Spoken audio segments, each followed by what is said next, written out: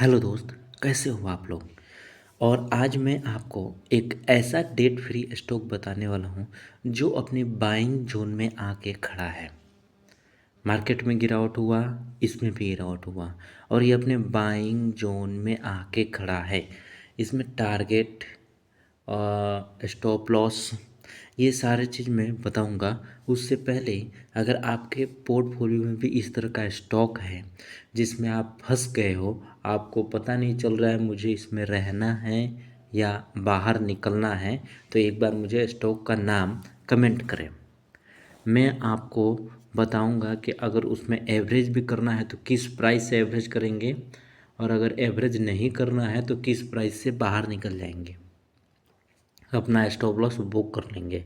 अगर इस स्टॉक को ऊपर जाना है तो उसमें उसकी फंडामेंटली कैसी होनी चाहिए, ये सारा चीज़ मैं डिस्कस करूँगा। तो आते हैं हम वीडियो पे। मैं एक डेट फ्री स्टॉक आपको बताने वाला हूँ जिसमें ये real estate and construction business में ये इन्वॉल्व है और अच्छा खासा मार्केट लीडर की तरह काम करता है। और इसका वीडियो मैं पुराना भी बना रखा हूँ, अगर आप देखोगे तो पुराना भी वीडियो इसका मिल जाएगा। इसमें क्या है, मैंने ऑलरेडी लाइन खींची है, देखो कुछ दिन पहले मैं बनाया था और 2 लाइन खींचा था। इस जोन के आसपास आ जाए तो हम अपने बाइंग के लिए रेडी हो जाएंगे। लेकिन नीचे वाले लाइन का, ये जो नीचे वाला लाइन है, इस लाइन के नीचे आ मंथली क्लोज इस लाइन के नीचे आके दे दें तो वो हमारा स्टॉप लॉस होगा अगर हम बाइंग करते हैं तो सबसे बढ़िया है कि ऊपर वाले लाइन को तो इसने काट दिया और नीचे वाले लाइन तक आ गया। नीचे वाले लाइन तक आ गया, इसका मतलब ये हुआ कि हमें और बढ़िया प्राइस में मिला, मतलब हमारा स्टॉप लॉस छोटा होगा और टारगेट बड़ा होगा।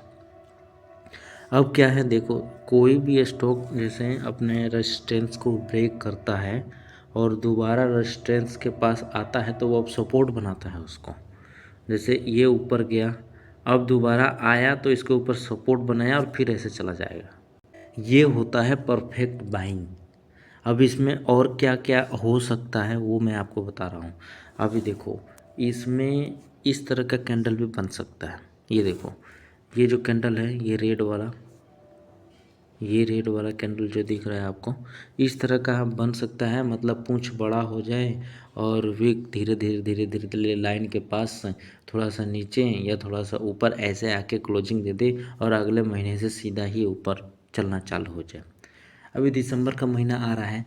दिसंबर का महीना ऐसा होता है कि मार्केट में बड़ा उथाल पुथल होती है। मतलब आपको ऐसा लगेगा कि मार्केट, एक दिन लगेगा मार्केट अब तो ऊपर जाने वाला है, उसके अगले दिन ही लगेगा मार्केट तो फिर से गिर गया, पता ही नहीं चलेगा हो क्या रहा है। दिसंबर का महीना काफ़ी क्रिटिकल महीना होता है। अभी नवंबर चल रहा है और दिसंबर का महीना काफ़ी क्रिटिकल होता है। जनवरी से फिर से प्रिपरेशन चालू होती है मार्केटों की, और नए साल के साथ लोग नए भी तरीके अपनाते हैं। और 20 जनवरी के बाद से ना फिर से स्टॉक मार्केट में मोमेंटम आने की धीरे धीरे चालन हो जाता है। तो यह आपको चीज़ें समझनी पड़ेगी।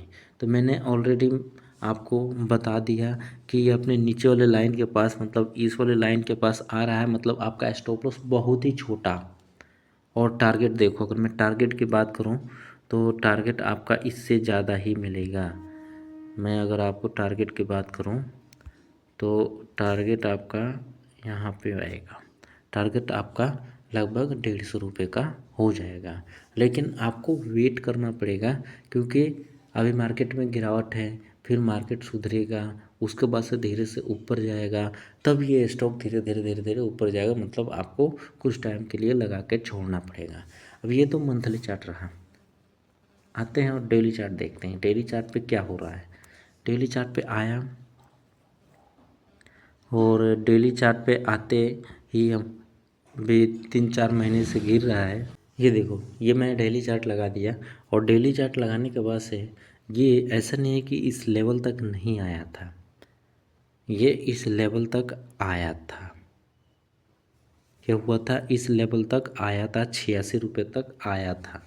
मैं आपको प्राइस भी दिखा देता हूँ। ये देखो, इस लेवल तक आया था।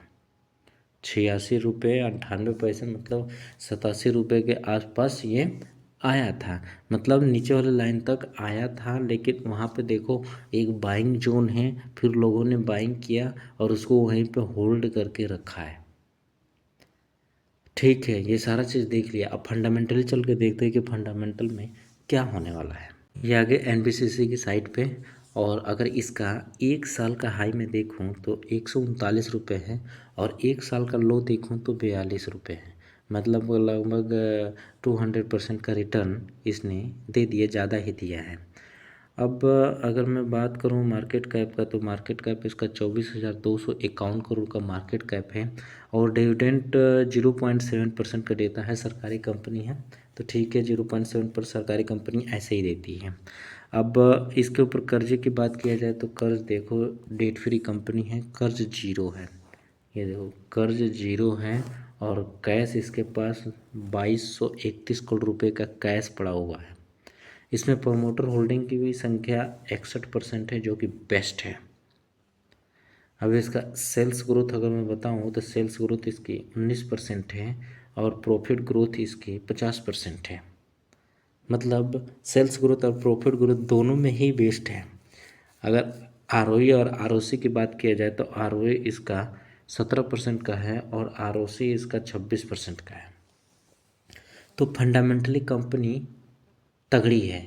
और जब भी पोर्टफोलियो हमें बनाई जाती है, ऐसे ही कंपनी को पकड़ के पोर्टफोलियो बनाई जाती है, जिसका सेल्स ग्रोथ भी प्लस में हो, प्रॉफिट ग्रोथ भी प्लस में हो, प्रोमोटर होल्डिंग 50 से ज़्यादा हो, कर्ज जीरो हो कंपनी के ऊपर, कैश ज़्यादा पड़ा हुआ हो, कंपनी के बिजनेस आपके समझ में आता है। हर गिरावट में इस तरह के स्टॉक अपने पोर्टफोलियो में ज़रूर ऐड करने चाहिए। मैं वॉच लिस्ट में नहीं बोल रहा हूँ, पोर्टफोलियो मतलब उसमें कुछ ना कुछ बाइंग ज़रूर करनी चाहिए हर गिरावट में। तो आशा है आपने वीडियो में कुछ सीखा है। अगर सीखा है तो लाइक करना, नहीं सीखा है तो डिसलाइक करना और कमेंट करना। तो मिलते हैं हम नेक्स्ट एपिसोड में, तब तक के लिए थैंक यू।